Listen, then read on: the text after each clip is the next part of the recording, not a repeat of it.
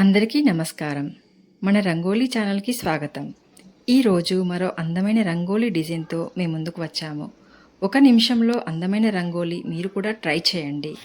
Video నచ్చితే like చేయండి, share చేయండి మరియు ఇలాంటి మరిన్ని రంగోలీ డిజైన్ కోసం ఛానల్‌ని ఫాలో అవ్వండి. ధన్యవాదములు.